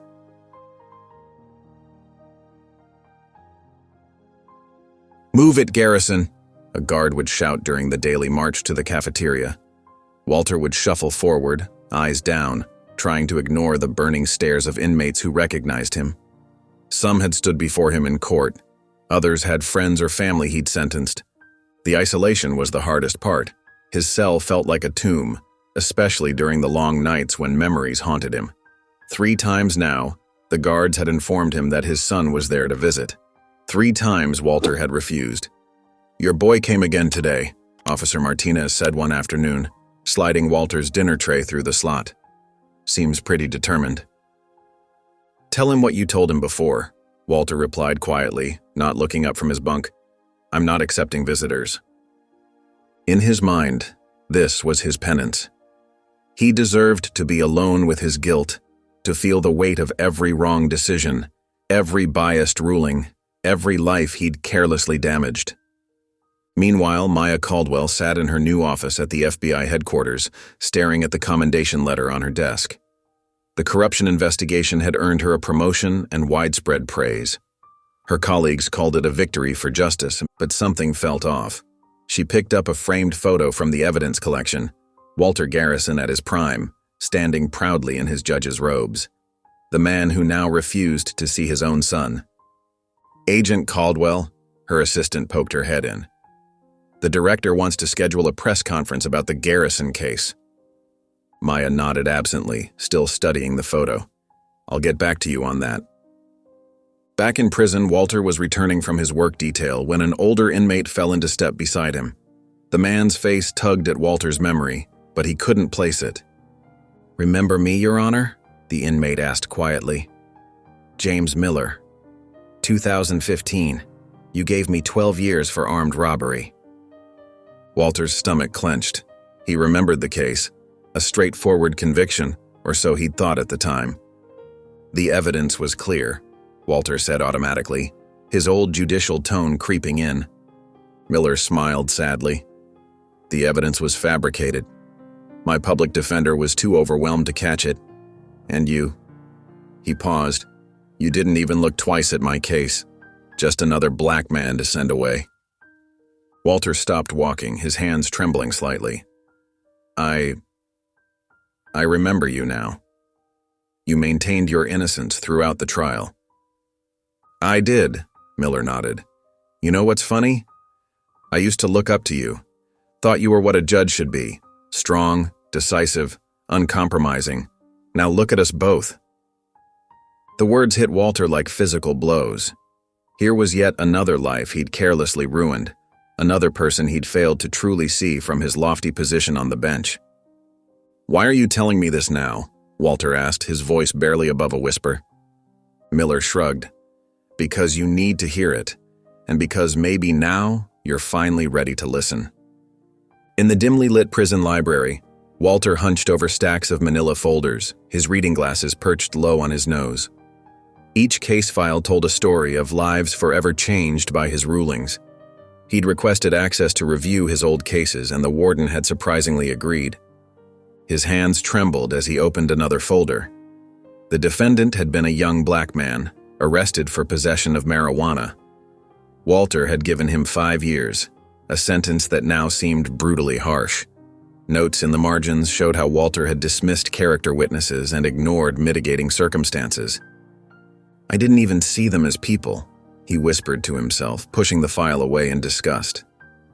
Across town, Maya Caldwell's office was covered in photographs and documents connected by red strings. At the center was a picture of Senator James Harrison, his smile gleaming with practiced charm. The corruption trail led straight to him, but he remained untouchable. There has to be something we're missing, Maya muttered, studying the web of connections. Ethan Garrison stood beside her, frowning at the display. Harrison was always at those private gatherings with my father, but Dad never talked about him directly. In the prison yard that afternoon, Walter felt the tension before he saw them coming. 4 inmates approached, their faces hard with years of stored anger.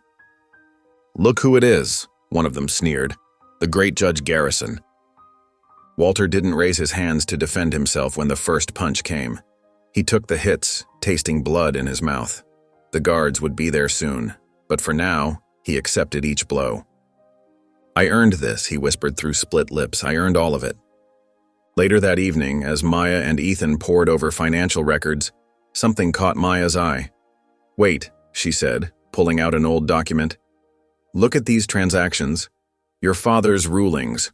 They always aligned with Harrison's business interests. Ethan leaned in closer.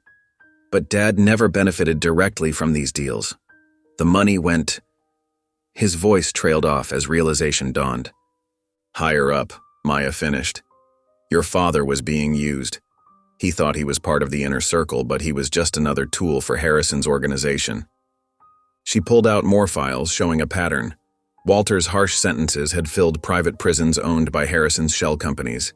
His biased rulings had cleared the way for land grabs and development deals.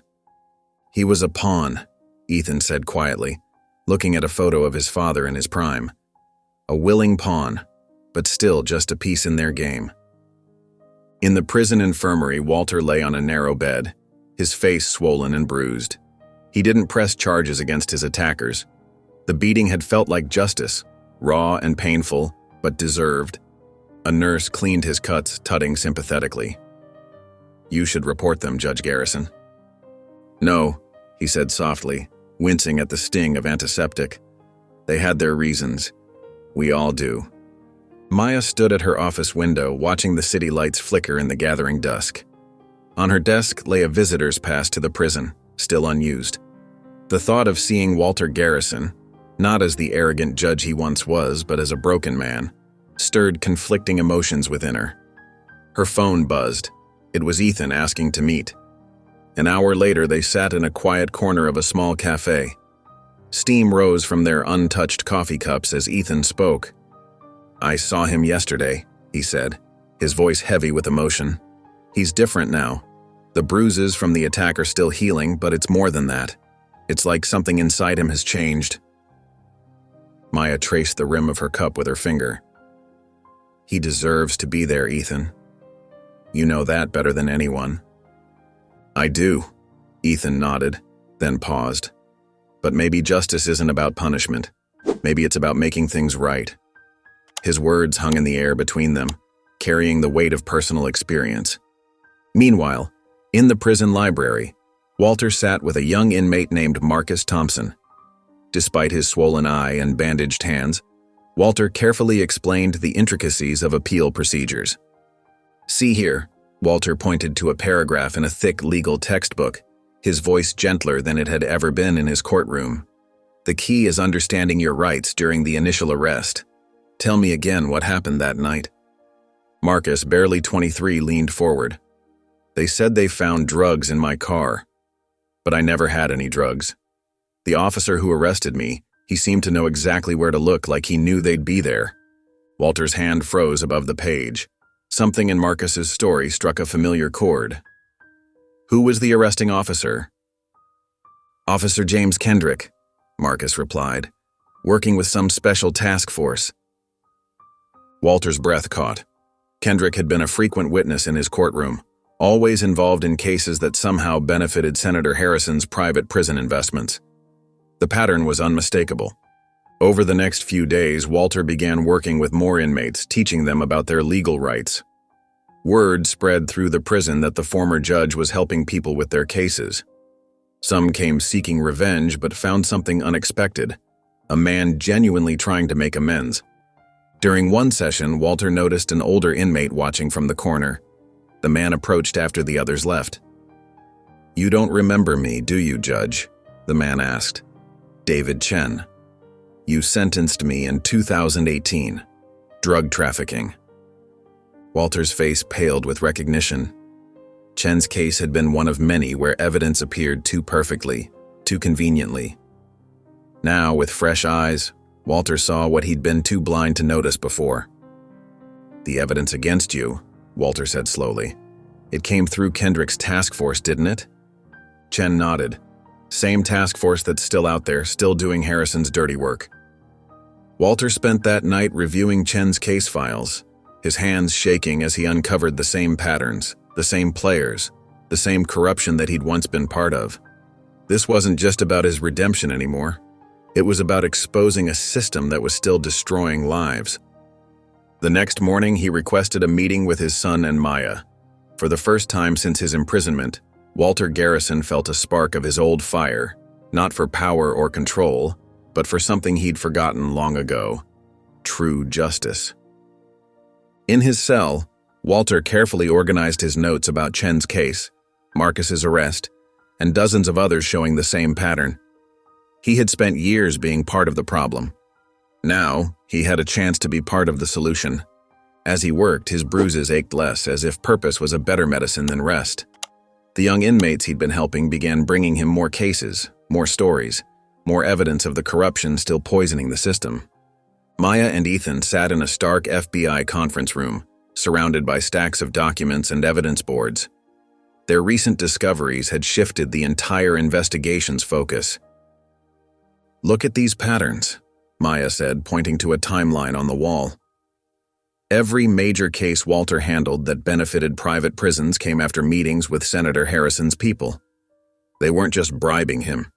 They were orchestrating his decisions. Ethan spread out a series of photographs across the table. "My father's signature rulings all trace back to Harrison's financial interests. The harsh sentences, the denied appeals. It wasn't just corruption. It was a business model." Meanwhile, in his prison cell, Walter worked tirelessly through the night. His small desk was covered with legal pads filled with his neat handwriting, dates, names, meetings, every detail he could remember about the corruption he'd been part of.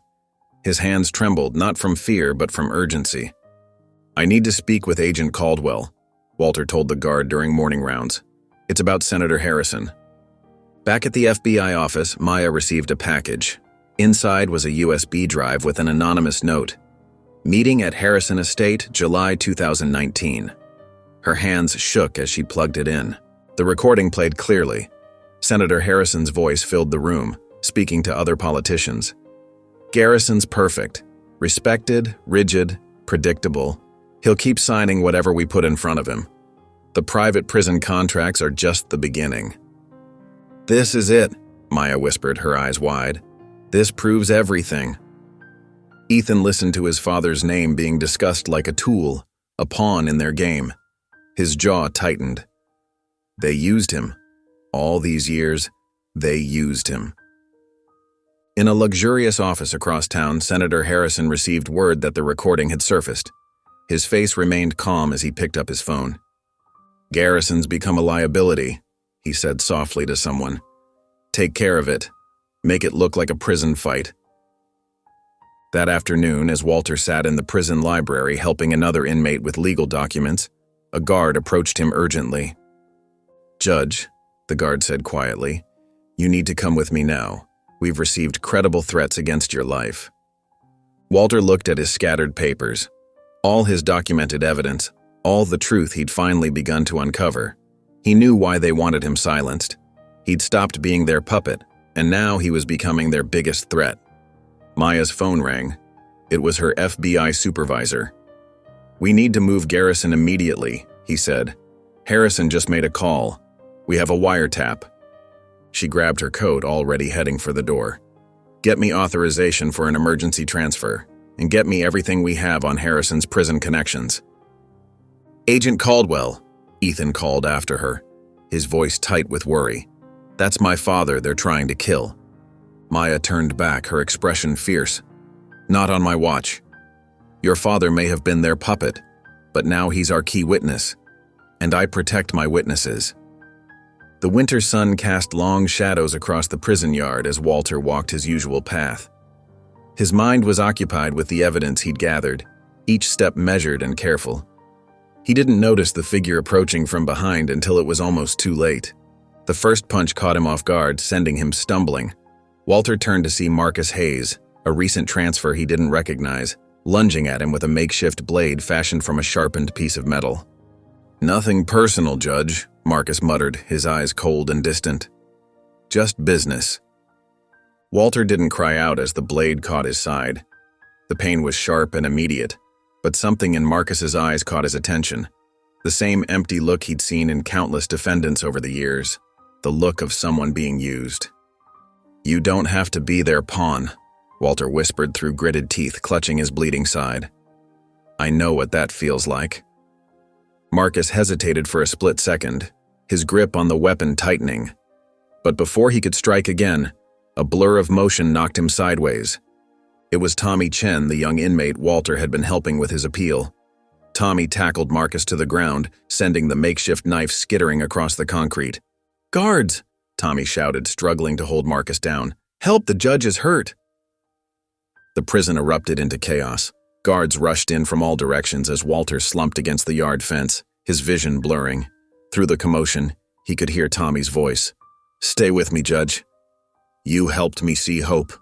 Now let me return the favor." Miles away, Maya's car screamed through traffic, sirens blaring. Ethan sat beside her, clutching his phone as updates came through. "He's been stabbed," Ethan said, his voice shaking.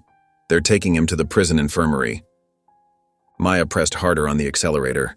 "Harrison won't get away with this. We have enough to arrest him now." In the prison infirmary, Dr. Sarah Chen worked quickly to stabilize Walter's wound. "The blade missed any vital organs," she reported to the guards. "He's lucky." Tommy sat handcuffed nearby, being questioned by prison officials. "I couldn't let them kill him," he explained. "Judge Garrison, he's been teaching me about the law, showing me how to fight back the right way." Marcus, also in restraints, stared at the floor. Walter's words echoed in his mind. "You don't have to be their pawn." As Dr. Chen finished bandaging Walter's wound, he reached out and caught her arm. "Thank you," he whispered. "But please, I need to speak with Agent Caldwell before they try again."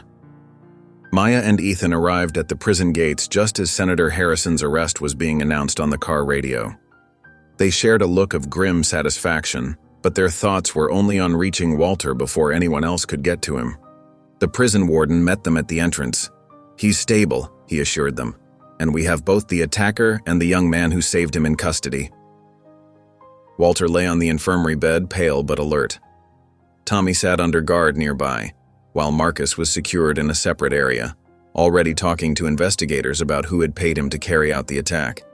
"You were right," Walter said weakly as Maya and Ethan entered. "Justice isn't about revenge, it's about breaking the cycle." The morning news buzzed with excitement as federal agents surrounded Senator Harrison's office building. Maya stood at the front of the tactical team, her badge gleaming in the early light. "Senator James Harrison," she called out through the megaphone. "This is the FBI. We have a federal warrant for your arrest." Inside his office, Harrison frantically shredded documents, but it was too late. The evidence Walter had provided was already in the right hands. When the agents burst through his door, Harrison's face drained of color. "This is impossible," he stammered as Maya cuffed him. "I own this city." "Not anymore," Maya replied firmly. "A former judge taught us that justice isn't about ownership." At the prison infirmary, Walter watched the arrest on TV from his bed, still recovering from the stabbing. His eyes were different now, softer, more human.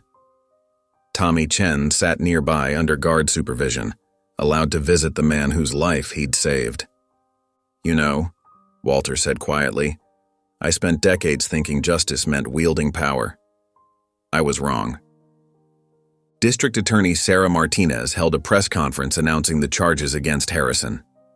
Thanks to the testimony of former Judge Walter Garrison and the brilliant investigative work of FBI agent Maya Caldwell, we have uncovered decades of corruption reaching the highest levels of our government. That afternoon, Ethan visited his father. The usual tension between them had dissolved into something new, something honest.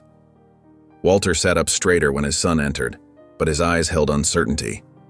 "I saw the news," Ethan said, taking a seat beside the bed. "Your testimony made the difference." Walter nodded slowly.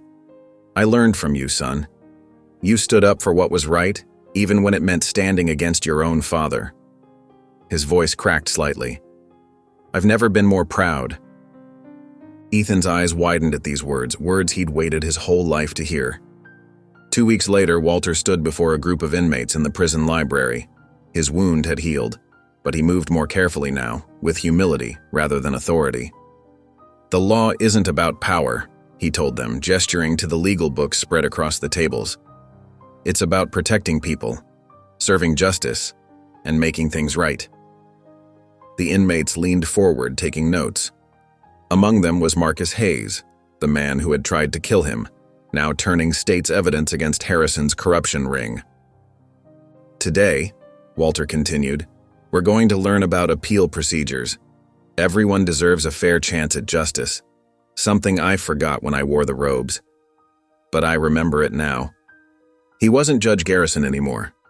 He was just Walter, a man paying for his mistakes by helping others understand their rights. And for the first time in his life, he felt like he was truly serving justice." Walter Garrison lay in his infirmary bed, staring at the ceiling tiles above him. His side still ached where the knife had pierced him, but the physical pain was nothing compared to the clarity that had come with it. Around him, the atmosphere had shifted. The inmates who once spat insults now nodded respectfully when passing his bed.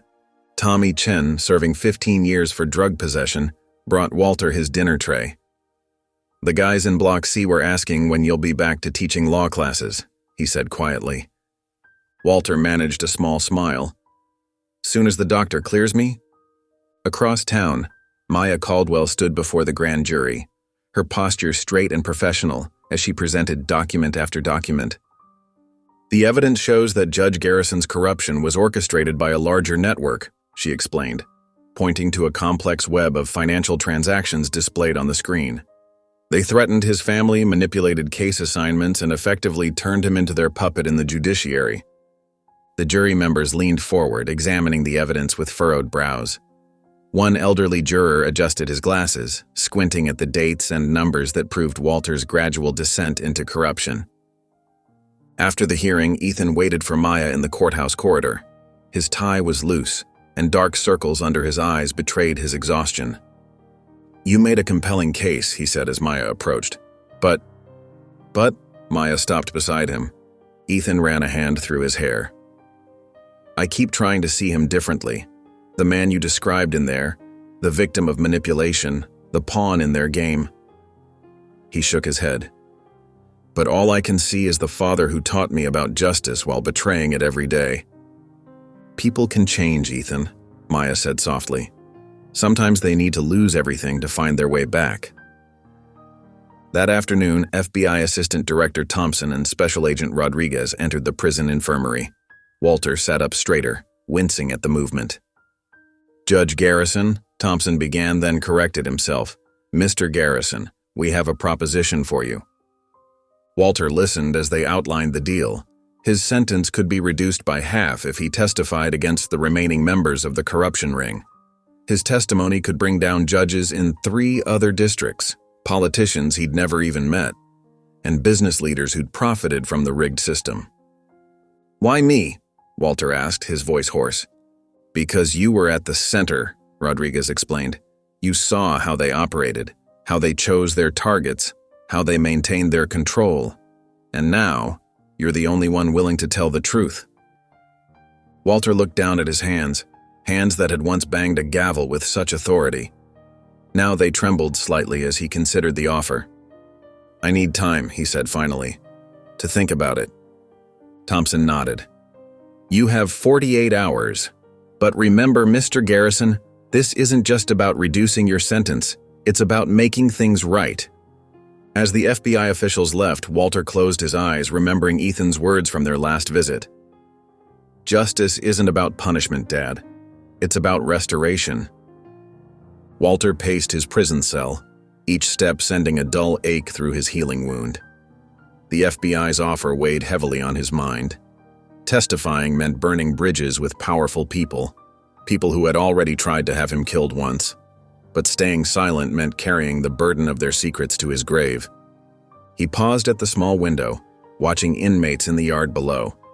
Some were men he'd sentenced, others were strangers, but all of them were part of a system he'd helped corrupt. The cell door buzzed open. "Visitor," the guard announced. Maya Caldwell sat across from him in the visiting room, her presence as composed as ever. But there was something different in her eyes. Not the cold determination he remembered from his trial, but something softer. "You look troubled," she said simply. Walter's laugh was hollow. "Troubled doesn't begin to cover it." He leaned forward, lowering his voice. "They want me to testify, against everyone." "And you're afraid?" "Wouldn't you be?" He gestured to his side where the knife wound was still healing. Maya's expression remained steady. "Redemption isn't just about guilt, Walter. It's about making things right." Before he could respond, another guard appeared. Second visitor. Ethan walked in and Walter braced himself for the familiar anger, the accusations, the disappointment. But his son's face was different today. Calm, almost peaceful. "Dad," Ethan said, taking a seat beside Maya, "will you finally tell the truth?" The simple question hit Walter harder than any angry confrontation could have. He looked between them, the FBI agent who had exposed him and the son who had helped bring him down, both waiting for his answer. Walter took a deep breath. "I'll do it," he said finally. "But I have a condition." Maya raised an eyebrow. "What condition?" "I want it public, national television." Walter's voice grew stronger. "If we're going to expose the corruption, let's expose it all. Let everyone see how deep it goes. No more backroom deals, no more secrets." Ethan leaned forward. You understand what that means? Everyone will see you confess. Your reputation dash. My reputation? Walter interrupted with a bitter smile. My reputation is already destroyed. At least this way, it means something. Maya studied him carefully. You're serious about this? Dead serious. Walter met her gaze. Set it up. I'll tell them everything. Every case I rigged, every bribe I took, every person who was involved. The whole truth, live on national television. The prison warden, who had been quietly observing from the doorway, stepped forward. That's going to require significant security measures, Garrison. Then make them, Walter replied, because I'm done hiding in the shadows. It's time everyone saw what justice really looks like. Media correspondents were already gathering outside the prison, their vans lined up like vultures. Inside, Walter watched through his cell window as the news spread. He could almost hear the phones ringing in the offices of his former colleagues, warning them what was coming. Are you absolutely sure about this? Ethan asked one final time. Walter turned to his son. For the first time in my life? Yes, I am. The television cameras rolled as Walter Garrison sat before the Senate Judiciary Committee. His prison uniform was a stark contrast to the suits he once wore on the bench. The nation watched, transfixed, as the fallen judge began to speak. For 23 years, Walter said, his voice steady but tired. I served not justice but power. I didn't just break the law. I twisted it to serve the wealthy and corrupt. Maya Caldwell stood in the back of the hearing room, arms crossed. She watched Walter's face on the multiple screens around her, searching for any sign of deception. But there was none. Only raw, painful truth. It started with small favors, Walter continued. A dismissed charge here, a reduced sentence there, but it grew into something far more sinister. He pulled out a thick folder. I have documented every case, every bribe, every phone call. The room fell silent as Walter began naming names. Senator James Morrison, Police Commissioner David Chen, Judge Patricia Reynolds. With each name, gasps echoed through the chamber. These weren't just corrupt officials. They were pillars of the community, trusted leaders. My God, someone whispered behind Maya. He's taking down the whole system. But Walter wasn't finished. He described midnight meetings in parking garages, offshore accounts, and a network of influence that reached into every corner of the justice system. Even Maya's trained eye hadn't seen how deep it went. And finally, Walter said, his voice growing heavier, Governor William Hayes. The room erupted. The governor, a presidential hopeful, had been considered untouchable. Maya watched as several committee members turned pale. Their political allies were crumbling before their eyes. Phones started buzzing throughout the chamber. News alerts flashed. FBI raids governor's office. Senator Morrison taken into custody. Judge Reynolds announces immediate retirement. Walter continued methodically, providing dates, locations, amounts. Each detail was another nail in the coffin of a corrupt system he had once protected. His testimony wasn't just a confession, it was a demolition. These people, Walter said, gesturing to his list, they didn't just break the law. They convinced themselves they were above it. I know, because I was one of them. Maya noticed something change in Walter's expression, a weight lifting, even as he condemned himself further. This wasn't the arrogant judge who had dismissed her case months ago. This was a man finally facing his truth. Social media exploded. Judge Garrison trended nationwide. Political commentators scrambled to make sense of the revelations. Former allies of the accused officials rushed to distance themselves, releasing statements of shock and disappointment. But Walter kept speaking, his voice growing stronger with each revelation. He named judges who had seemed beyond reproach, politicians who had won on anti-corruption platforms, business leaders who had bought their way out of justice. Last week, one FBI agent whispered to Maya, we had 12 targets, now we have 37 and counting. Walter's final words cut through the chaos. I don't ask for forgiveness. I ask only that you use this truth to rebuild what we destroyed. Let justice be justice again. Maya watched as the cameras continued rolling. capturing every moment of this historic testimony. The man she had worked so hard to bring down had just handed her a bigger victory than she could have imagined. But somehow it didn't feel like victory anymore. It felt like the beginning of something else, something that might actually heal the system they had all sworn to protect. The aftermath of Walter's testimony swept through the justice system like a tidal wave. Within days, FBI teams conducted coordinated raids across 3 states, leading politicians and judges away in handcuffs. The corrupt empire was finally crumbling. Maya Caldwell sat in her new office at the FBI headquarters, a stack of case files on her desk.